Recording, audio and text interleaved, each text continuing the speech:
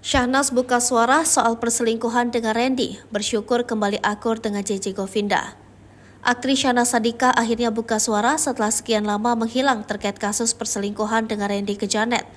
Ditemui di sebuah pusat perbelanjaan, Syahnaz awalnya terlihat ingin menghindari kejaran awak media.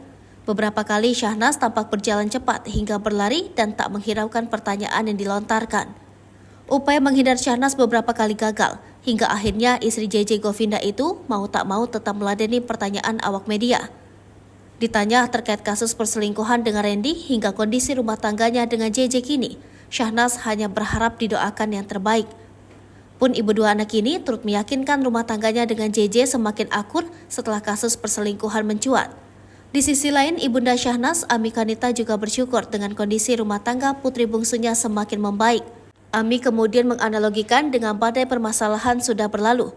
Tak lupa, ibunda Raffi Ahmad itu juga memberikan pesan-pesan untuk putri dan menantunya. Ia berharap baik Syahnaz dan JJ bisa saling menghormati dan menghargai dalam rumah tangga. Terlebih, Ami mendoakan semoga Syahnaz dan JJ berjodoh sampai maut memisahkan.